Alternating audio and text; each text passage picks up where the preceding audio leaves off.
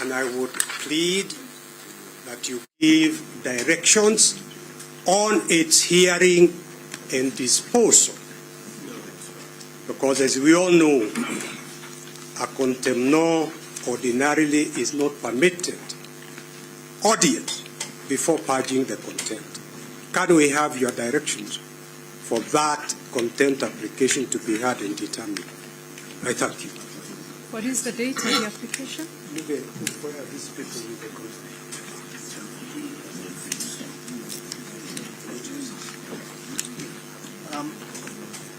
My lady and my lords, my name is Muge for the third petitioner. Now, my lady, that contempt application is dated 9th October 2024.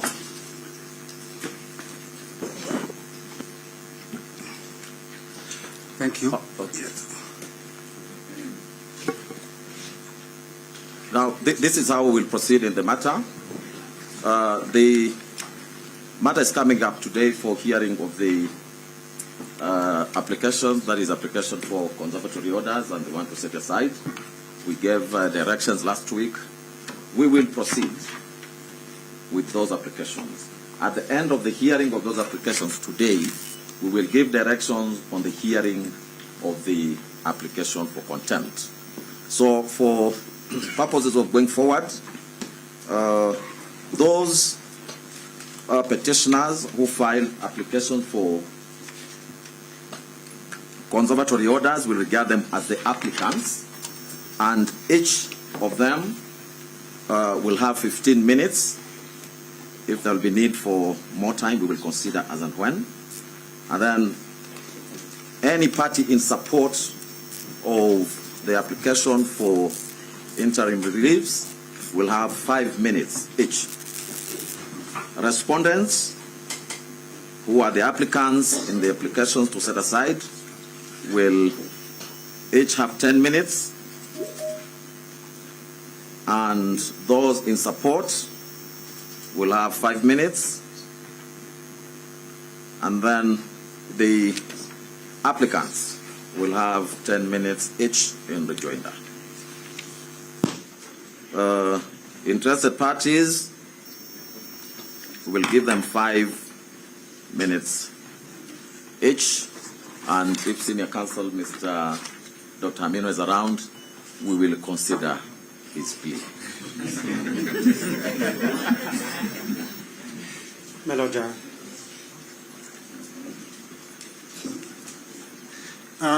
My lord, if I may pray, that in view of your directions in regard to the contempt application, we would like it placed on record. In view of the holding in the Supreme Court case of Republic versus Ahmad, Abolathi Mohammed and another, that any application for contempt, just like a preliminary objection, should be heard before any other matters. In view of that holding, my lords, we would like that placed on record that you have decided that we hear the potential contemners before the court in the face of that contempt application. My lord, I think the court has given a direction, and our position on that is that if counsel is unhappy with the directions you've just given, he knows what to do. We have spent far too much time running away from the business of the day. This matter was certified urgent several days ago. It seems on the 9th of October that when the applications before you were certified urgent, we came here, the other side scattered the date when we came with what turned out to be a frivolous issues about to empanelment.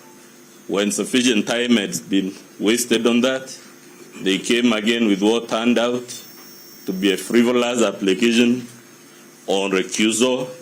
Now you're being told about the application for contempt. We must take it as beyond argument that when this application came before the court in Kerugoya, whereas the court in Kerugoya fixed a date for the application now before you, it did not fix a date for the application. Now you're being told to jump the queue.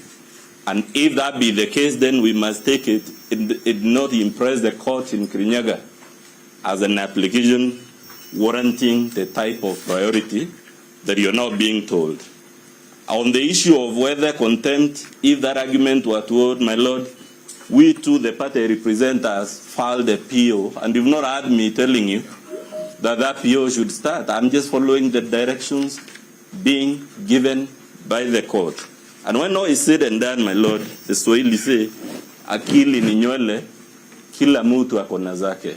Nobody needs a brain in this court to know that the reason for all these dilatory tactics is because this side believes, having obtained a final ex parte order, they can now guide the wheels and backpedal and buy time until the conversion of the Jews, or until, as my people say, donkeys grow horns. The court must rein in these tactics. My lord, permit me, please, to object to the term frivolous. We have been raising issues we believe are serious and weighty. We have no interest in raising frivolous issues. And I believe that is why this honorable court gave leave to appeal.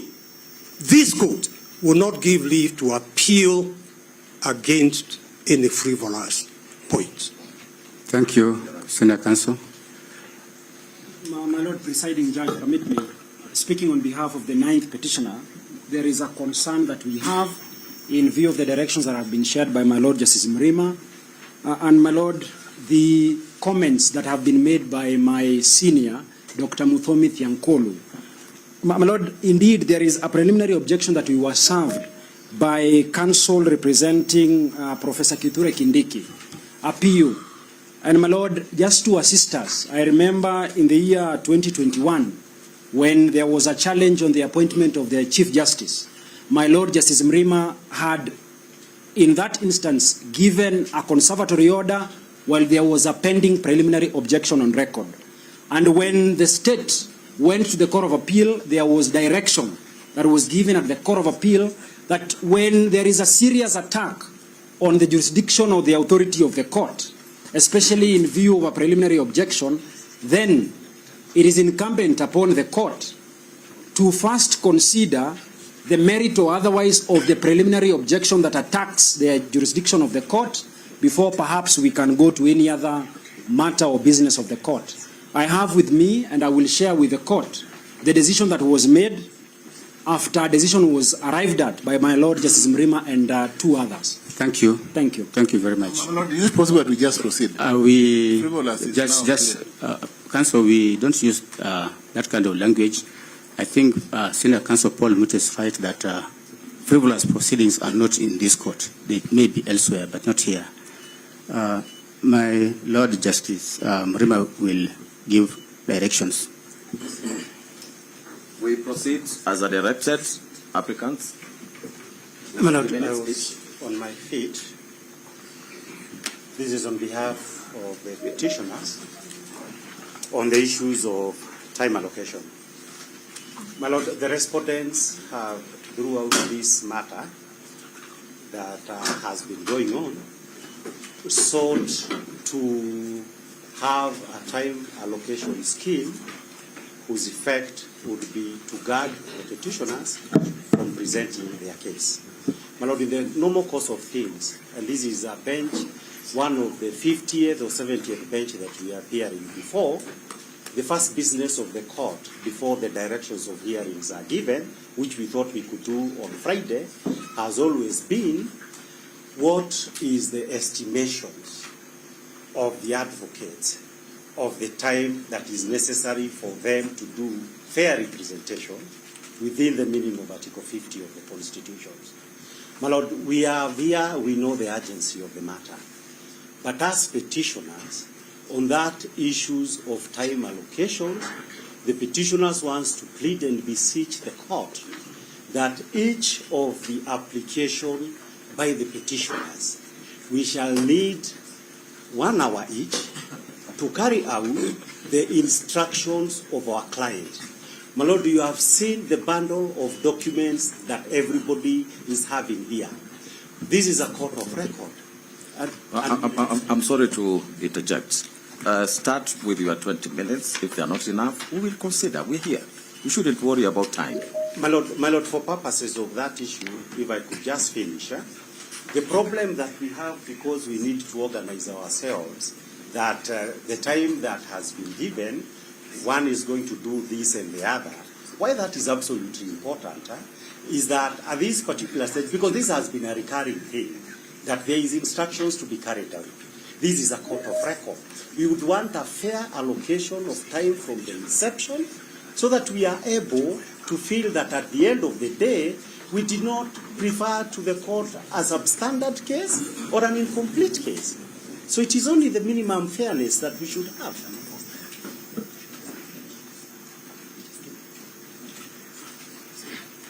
My Lord, may I say something on the issue of time before the court gives directions? Let time not be the issue here. Advocate Ongaya, please sit down. Let time not be the issue here. Time can be availed. We can be here the whole of this day.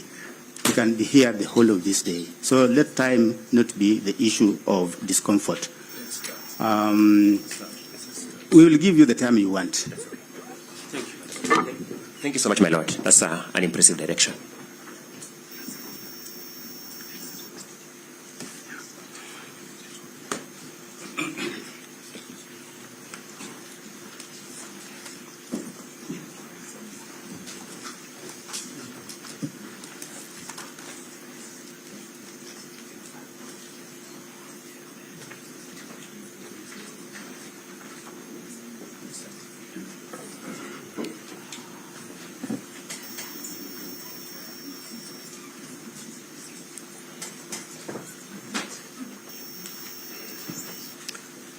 My Lord, Your Ladyship, the sole purpose of conservatory orders under Article 23 of the Constitution, which gives this court power to issue conservatory orders, is to preserve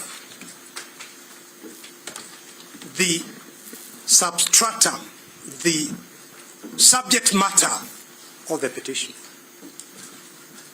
Here, what is being preserved is the rights, constitutional rights of the Deputy President, who has challenged the impeachment for violating his rights, seeks to have that impeachment vacated and quashed. That is what needs to be preserved, and that is the purpose for which 3 judges issued conservatory orders, or 2 judges issued conservatory orders. But my lords, your ladyship, those 3 judges sitting separately, each one of them made a finding that there were serious, weighty constitutional issues raised that needed to be fully canvassed during the hearing of the petition, for the court to have the opportunity to give a considered decision on those issues, and therefore gave conservatory orders to preserve the subject matter so that the Deputy President remains in office. There is no vacuum, there is no insecurity. My Lord, the best guarantor for security is observance of the rule of law, constitutionalism, and the Constitution. And this is the court that has that weighted duty of ensuring that that happens. My lords, the weighty issues identified by the 3 judges are: 1, the issue of public participation. The petitioner here says the public participation was a sham. We will be going into that through my colleagues. I'm just saying the weighty issues here. The second issue was the constitutional validity of Standing Order 68, giving a period of only 12 days to finish the whole purpose of the impeachment. And I would like to mention this issue of public participation, and indeed the time of 12 days, assumes added importance when we remember the wording of Article 1. The wording of Article 1 is that sovereignty remains in the people of Kenya. They have donated that power, that sovereignty, to your lordships, to your leadership, to the judiciary. They have donated their power to Parliament, the National Assembly, and the Senate, and they have donated that power to the executive. But the people of Kenya remain sovereign. That is why there must be adequate public participation in terms of the decision in the British tobacco case. The third issue was proof, the threshold, serious violations of the Constitution, which the Deputy President says do not exist in his place. Our opponents will be pointing out to you where it is that undermining the President is one of the grounds. But Lord, the people of Kenya, in retaining sovereignty in themselves, elected leaders, members of Parliament, senators, Deputy President, the President, to serve them. They are the employers. The Deputy President, the President, the members of Parliament are employed by the people of Kenya. And therefore, the people of Kenya have got a right to see how the people they have employed are discharging the duties they have been given. We look up to you, my lords, your leadership, to be the bench, what the judiciary is what the people of Kenya look up to hold the country together in terms of observance of the Constitution and of the rule of law. The people of Kenya, in electing the Deputy President and the President and the senators and everybody else who is elected, they were not electing to go back to imperial presidency. And it is for this court to ensure that we do not go back to the imperial presidency, where the Constitution and the rule of law are replaced by the wishes of one individual. I hand over to my colleague, Elisha Ongoya.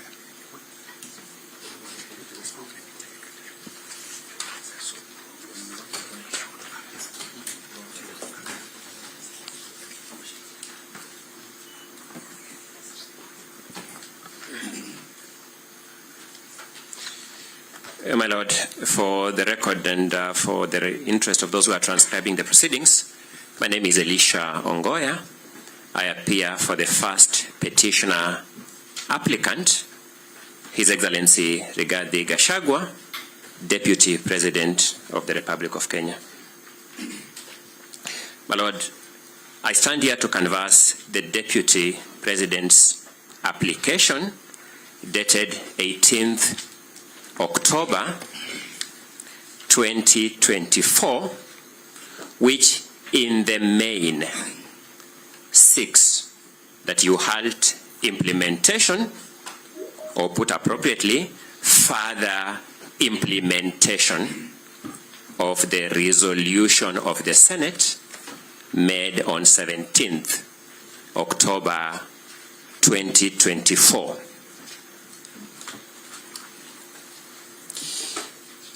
Allow me to then also put on record that we have some written submissions that were filed, and I think it's good practice to draw the court's attention to them so that the record confirms that they are part of the record. We had filed some written submissions on 22nd October 2024. We adopt and reiterate the contents of those submissions. When we retire, we urge you to have a look at them. But we also filed some additional written submissions on 28th October 2024. Both of them are entitled Petitioners' Submissions on the application dated 18th October 2024.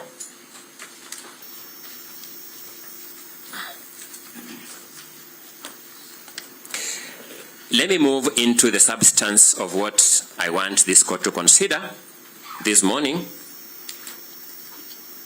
And I want to make some overall observations, my lords and my lady. I prefer to look at this case in this court as an opportunity for our constitutional order.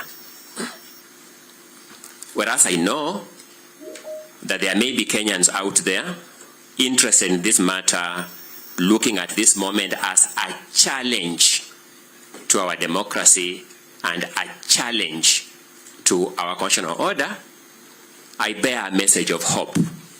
I want us to look at these proceedings as an opportunity for our constitutional order. So the challenge for me, my lords and my lady, is how we shall seize and use this opportunity. I look at it as an opportunity for our governance institutions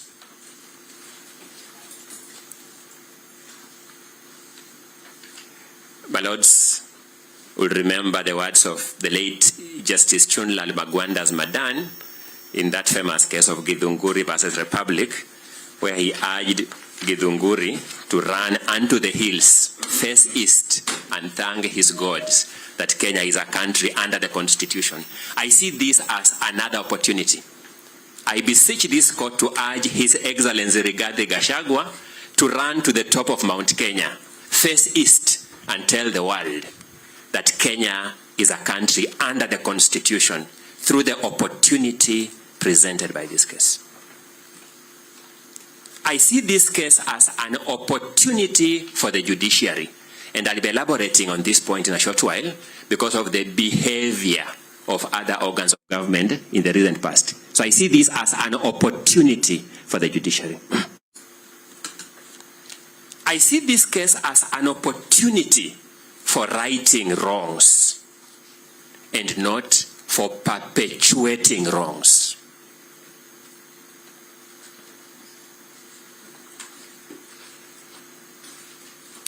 I have had the privilege of participating in these proceedings from the National Assembly, through the Senate, through this court.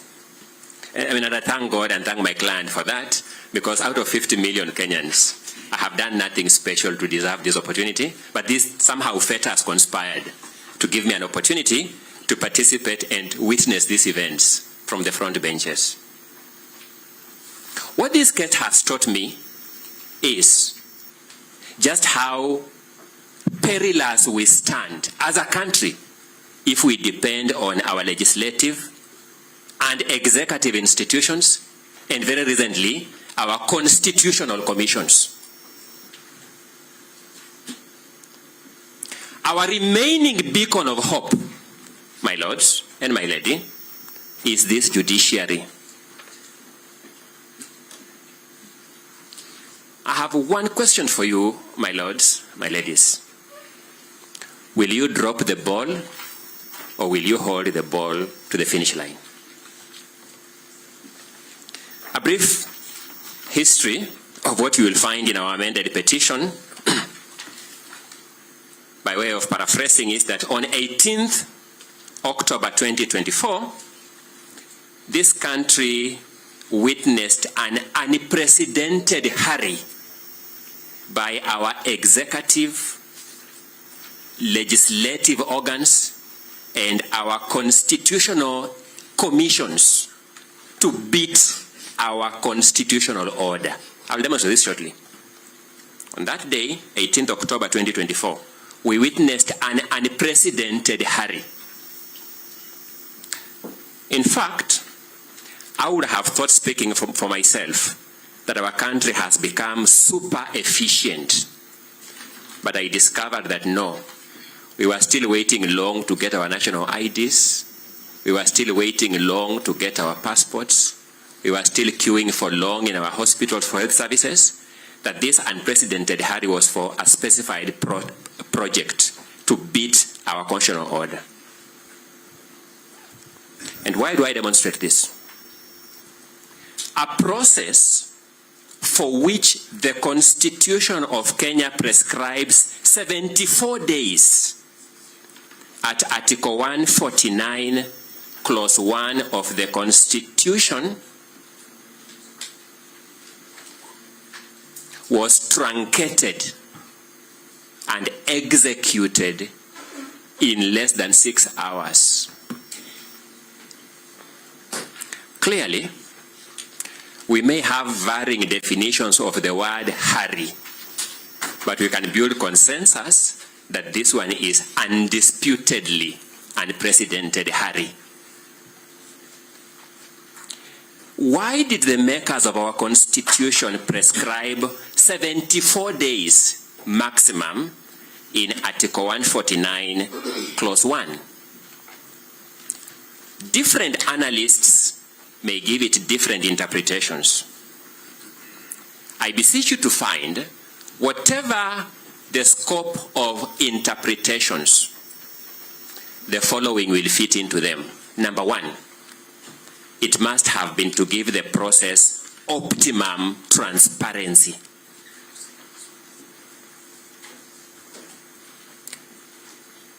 Number two, it must have been to give the process optimum accountability.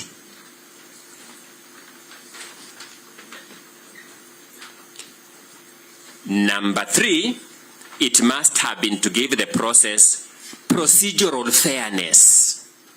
Because whereas we know that justice delayed is justice denied, we also know that justice hurried is justice miscarried.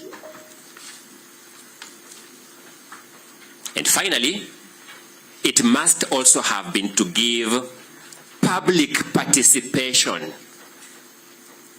in the process under Article 149, Clause 1, some chance.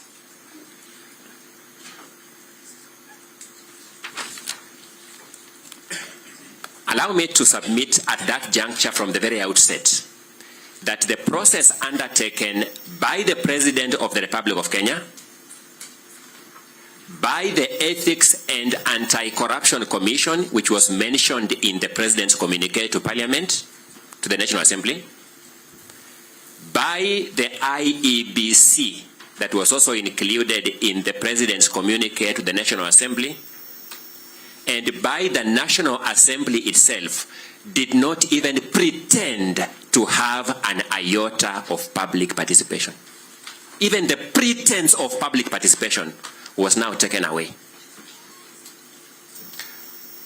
We will demonstrate to you that the process between 1st October and 17th October, the process between 1st October, when a notice of motion was given in the National Assembly, to 17th October, when a resolution was taken by the Senate,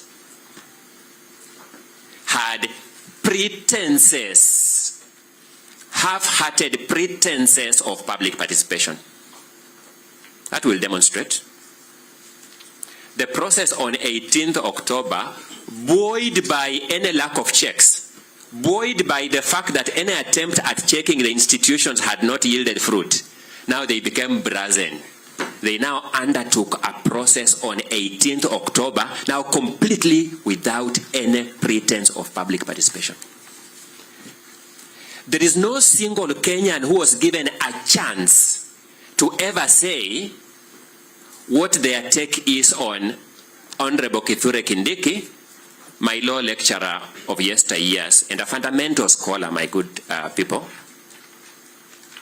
no Kenyan was given a chance to give any thought on whether or not he is suitable to be deputy president.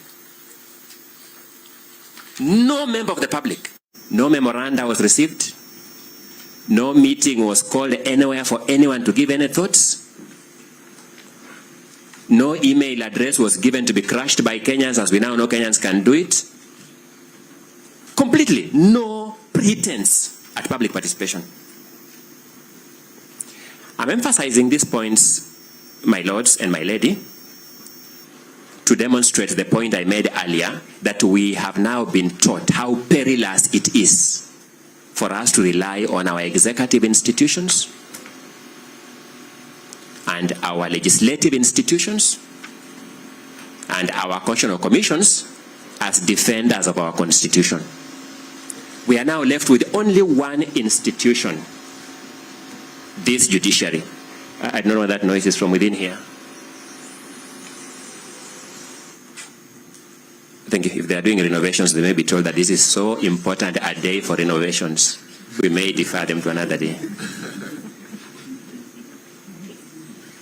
And let's face it.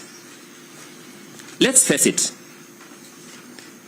The process of 18th October 2024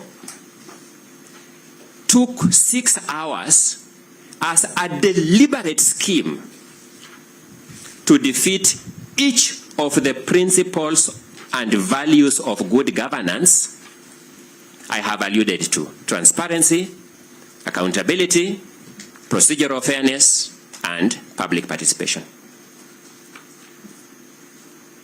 Who did these violations? We are also here to call people to account. Who did it?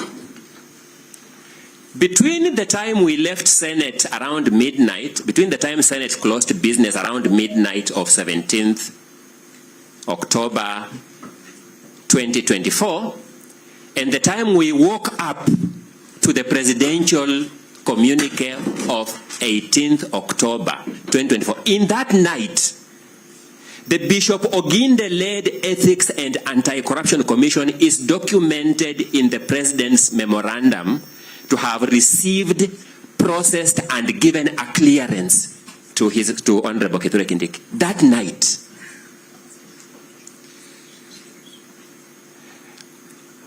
My lords, history is important, and I may not remind you why our Constitution prescribes that our presidents be sworn in during the day. We were all adults, we know where that comes from. It's one of the most autochthonous provisions of our Constitution. And therefore, when things happen in the night, we have reason to have our antennas high. Between the time Senate rose on the night of 17th October 2024 and the time we woke up in the morning of 18th October 2024 to the President's communication to the National Assembly, we were told that the IEBC, which we now know is not properly constituted, has no commissioners, had purportedly cleared Honorable Kithure Kindiki in the night. I will not say much about KRA because I think KRA can work overnight and we will not complain. But it was that memorandum.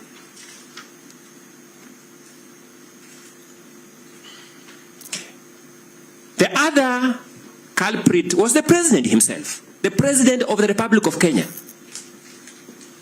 undertook these clearances overnight and in the morning had a clear proofread memorandum. Exceptional efficiency, we celebrate that.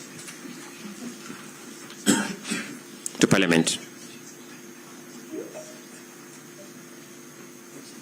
Then the National Assembly itself. Now this is curious. The National Assembly itself had called a sitting prior to the resolution of the Senate. The sitting was called prior to the resolution of the Senate.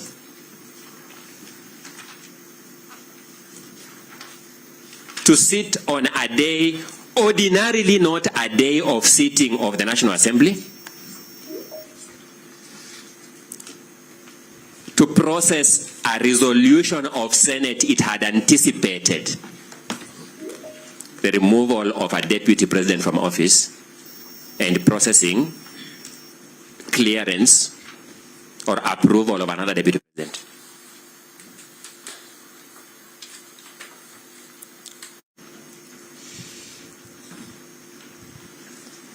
We sit here as judges, we sit here as court assistants, we sit here as advocates representing various parties.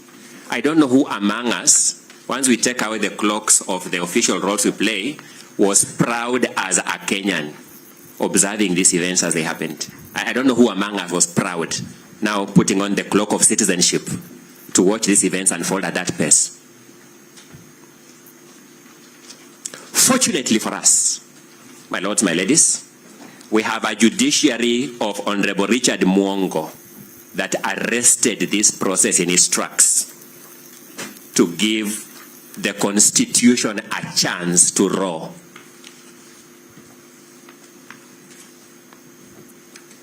In the far corners of Kerogoya,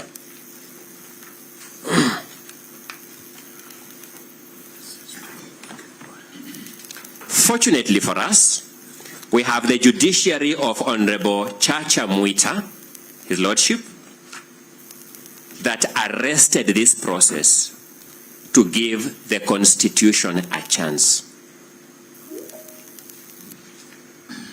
Today, you sit and I stand before the judiciary of Honorable Ike Ogola, Honorable Esim Rima, and Honorable Dr. Frida Mugambi, that has been invited by the respondents to undo that chance that the Honorable Mwita and the Honorable Mwongo gave the Constitution.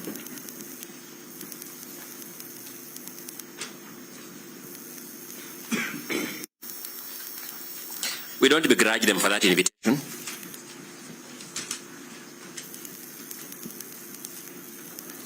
Because under Article 48, they are entitled to come here and make that invitation. Our question is whether the judiciary of Honorable Ogola, Honorable Mrima, and Honorable Dr. Frida Mugambi will be baited by that invitation. That's our only question. Throughout these proceedings, we shall be looking at you in the eye to ask, will you fall for this bait or will you stand for the Constitution?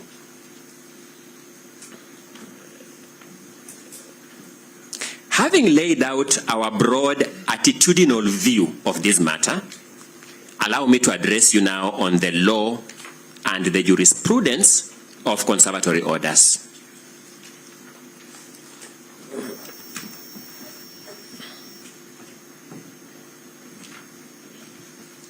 In terms of textual prescription, in terms of the prescription of text of the Constitution,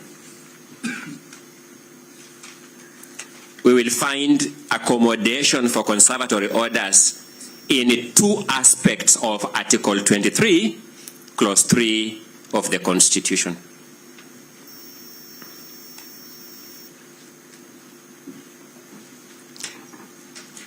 Article 23, Clause 3 says, in any proceedings brought under Article 22, a court may grant appropriate relief.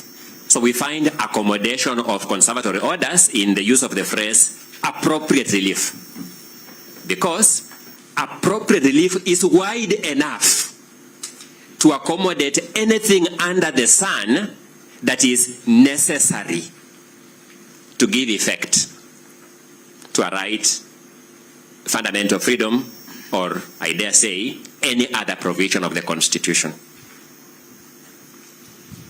The second accommodation is in paragraph C of clause 3 of Article 23, which says, in any proceedings brought under Article 22, a court may grant appropriate relief, including, say, a conservatory order, expressly.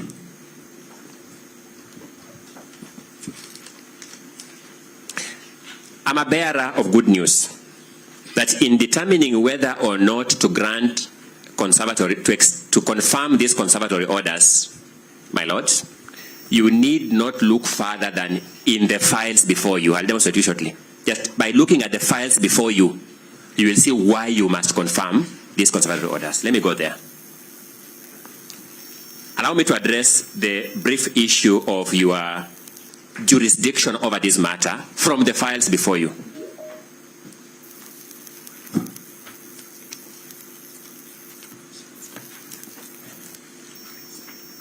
I would invite you, when you retire,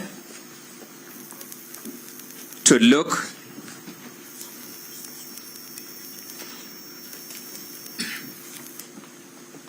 at the ruling of your brother Justice Mwita of 15th October 2024 in petition number 550 of 2024.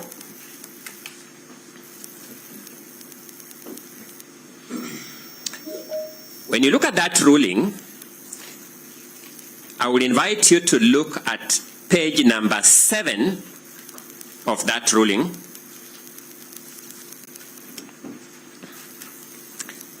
There is a paragraph 7. The way that ruling was processed was that each theme the judge addressed it by beginning with paragraph 1 to the last, then another theme, paragraph 1. So you see a lot of paragraphs 1, 2, 3, then it ends, and we begin paragraph 1 again. So you look at the paragraph 7 at page 7 of that ruling of Chacha Mwita in petition number 550 of 2024. For the benefit of this court, for the benefit of everybody who is listening, Honorable Chacha Mwita said the following things at paragraph 7, that the petitioner also argues that constitutional imperatives in conducting public participation were not met. The claim falls within the scheme of Article 165(3), so that this court has jurisdiction to interrogate whether any of constitutional processes said to have been conducted under its authority met the constitutional threshold. The judge has already established that the argument on public participation raised by the petitioners falls within the jurisdiction of this court under Article 165, Clause 3.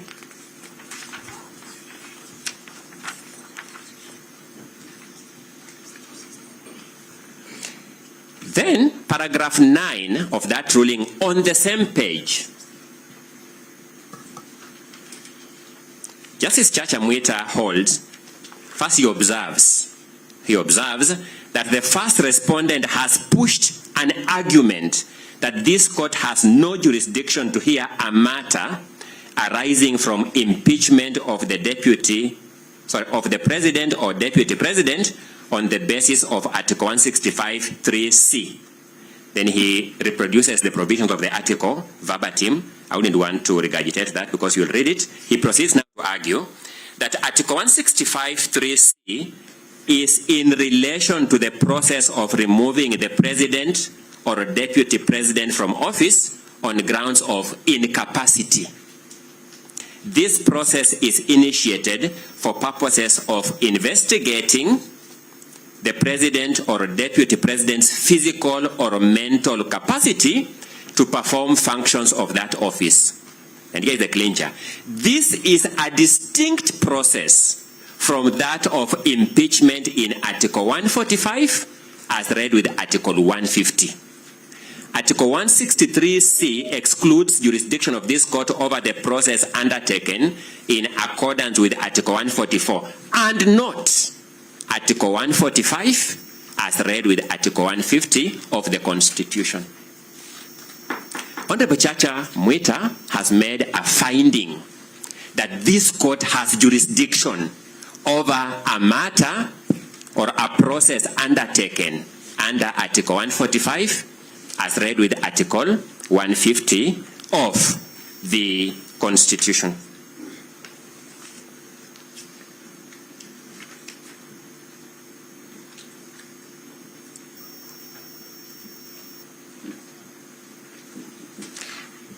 If you turn to page 9 of that same ruling,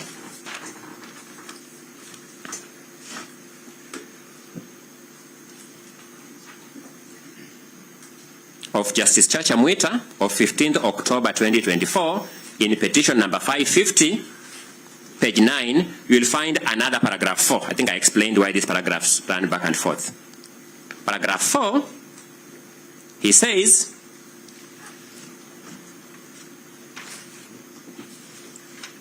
I'll read paragraph 4 and 5, so for full effect. Paragraph 4, Article 145 lays down the procedure to be followed in cases of impeachment and the timelines for doing so, including affording the person an opportunity to be heard on the charges.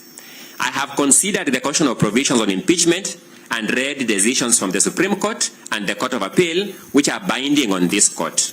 These decisions have laid down the position that it is important to let the impeachment process run its course, after which the court would have a look at any complaints on violation of either the Constitution, the law, or fundamental rights, including processes. After which, the court would have a look at any complaints. He's again asserting the jurisdiction of this court at this stage.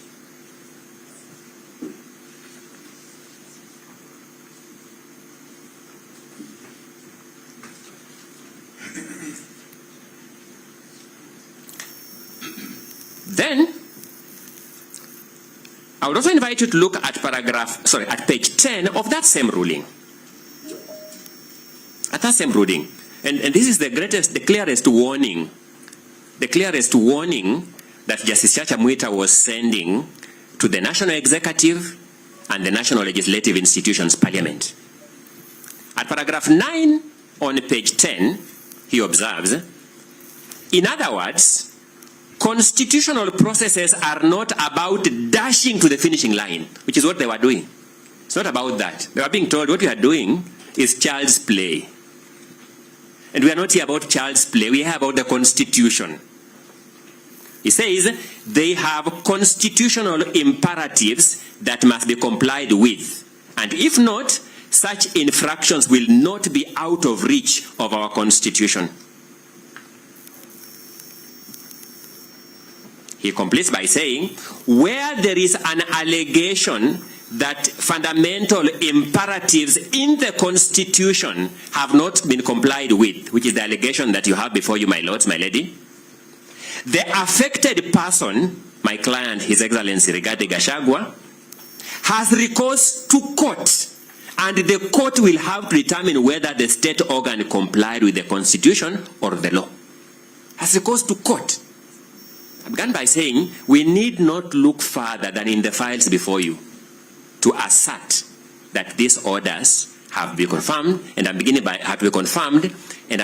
confronting the unfortunate allegation of lack of jurisdiction that has been filed on behalf of the person who was nominated to be the deputy president and who is supposed to uphold the Constitution.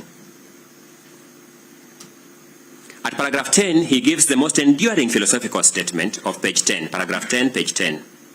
In that respect, our Constitution offers both hope and promise. Hope that the institutions it has established will comply with its fundamental principles. We now know that that was hope against hope.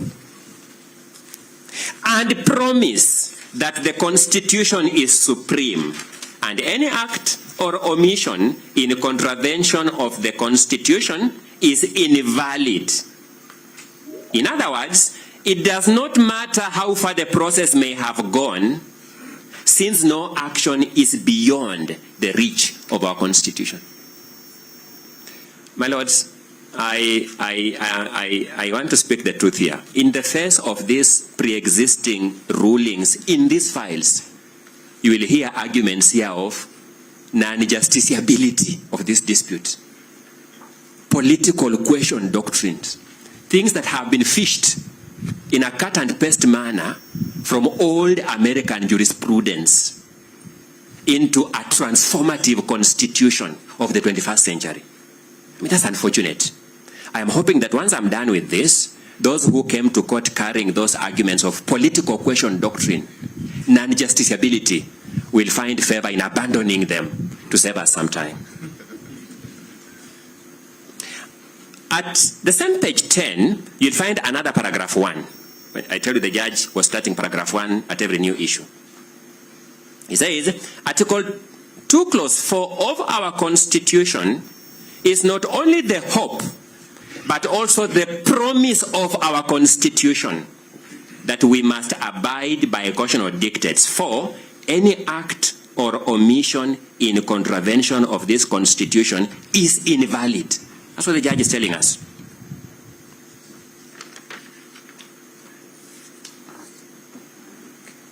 When you look at the files before you, my lords, you'll also find the ruling of your brother Justice L.N. Mugambi in petition number 522 of 2024, His Excellency Rigathi Gachagua versus the Speaker of the National Assembly and others. Another file that is before you.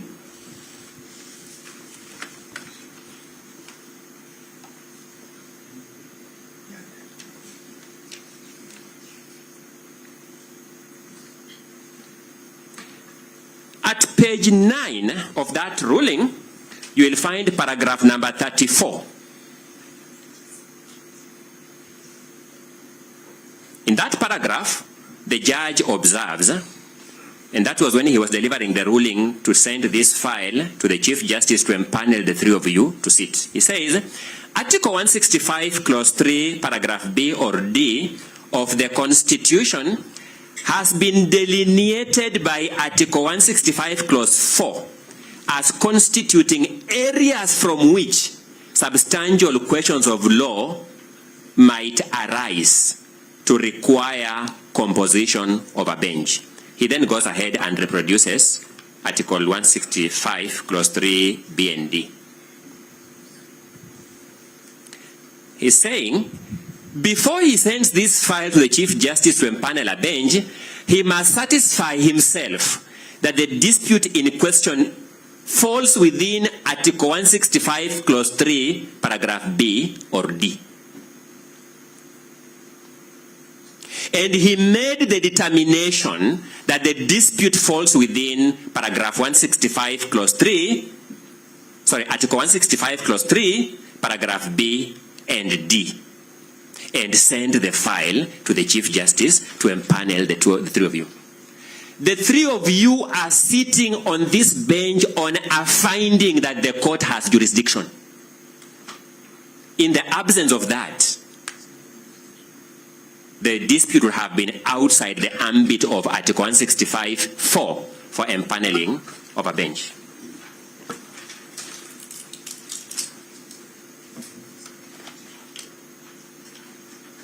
Then, my lords, let me not just take you through the jurisprudence of others. Then there is your own jurisprudence as this bench.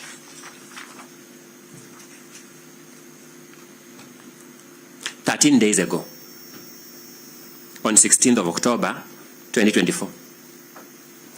13 days ago, the three of you, my Lord Justice Ogola, my Lord Justice Mrima, my Lady Justice Frida Mugambi, delivered yourselves on this question of jurisdiction.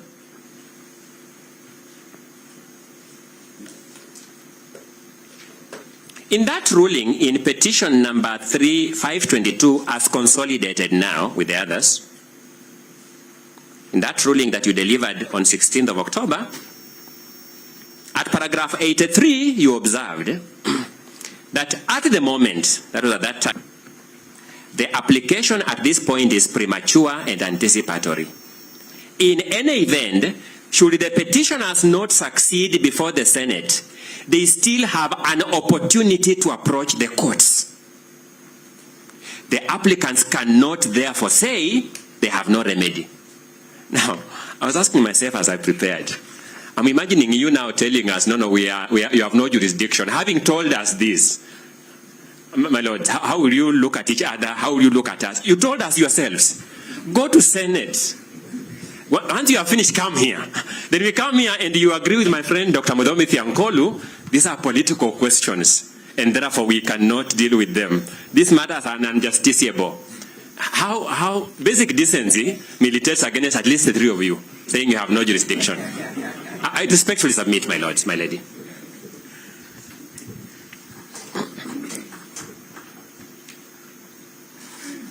You observe that paragraph 85, that this court, and I was asking myself, what does the word this court mean? This court means two things. You said, this court has unfettered jurisdiction to check the constitutionality of the process at whatever stage. As such, we are certain that the petitioner's rights are currently well guarded and none of the petitioners stands to suffer any prejudice. You assured us that you have unfettered jurisdiction, that's what we used, jurisdiction, to check the process at whatever stage. I've said the word this court, I understood it to mean two things. One, to mean the High Court, because you are talking about this court. I don't think you had forgotten you are judges of the High Court. So that when somebody comes and says, we ought to have gone to the Supreme Court, they must also justify to you why you are using the words this court in this context. And number two, it means this bench. The three of you sitting here as a bench. You are now this court in this matter. You have unfettered jurisdiction to check the constitutionality of the process at whatever stage.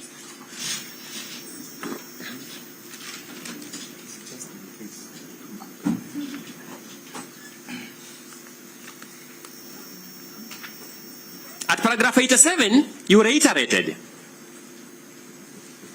that you are exercising judicial restraint in order to accord constitutional entities the latitude to deal with their mandates. But then you said, we however clarify that courts can and ought to readily intervene in ongoing processes before any entity in the clearest of cases where there is evidence of flagrant and gross violation of human rights and fundamental freedoms. I began by telling you, the most flagrant is the happening of 18th of October 2024. The most undebatable. The National Assembly received a nomination of Honorable Kithure Kindiki from the President. The National Assembly had in its face Article 118 of the Constitution. In its face. I'm sure some members are sitting here of the National Assembly. They had in their face Article 118 of the Constitution. That article continued to pronounce itself because Article 259 says the law is always speaking. So this article was consistently speaking to the National Assembly. Consistently speaking that Parliament shall facilitate public participation and involvement in the legislative and other business of Parliament and its committees. The law continuously spoke. The Speaker called the House Business Committee. They met. Article 118 was speaking to that committee that you shall facilitate public participation and involvement in the legislative and other business of Parliament and its committees. That committee turned a blind ear to this speech by the Constitution. They sat in plenary. Article 118 1B was speaking that you will facilitate public participation and involvement in the legislative and other business of Parliament and its committees. The plenary turned a deaf ear. Two, this dictate.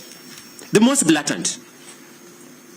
I want to ask how we cannot stop the confirmation, the assumption of office of Honorable Kindiki on this argument only until we argue this matter fully and settle it at the hearing of the main petition. I want to see. I'm a career learner. If you convince me, I can tell my clients they have convinced me. But I'm trying to imagine the kind of philosophy you will require to convince me. The 50 million Kenyans out there know none of them was ever called upon to make any view, any thought on the suitability or otherwise of Honorable Kithure Kindiki to be the Deputy President of Kenya. They know.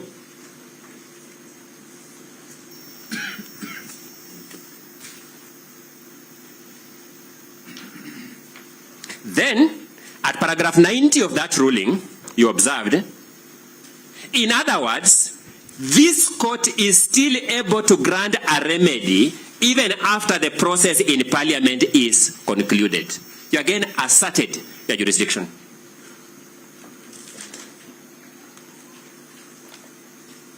I want to conclude this aspect of my submissions, my lords, my ladies, by pointing out that it's a high time that we laughed out of this court anyone who questions the jurisdiction of this court in this matter in view of all these prior rulings in the files before you.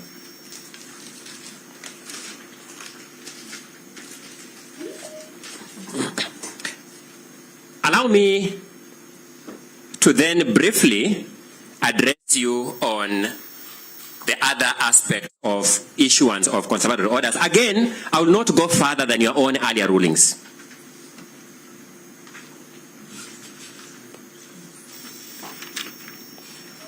In your ruling of 16th October 2024, at paragraphs 62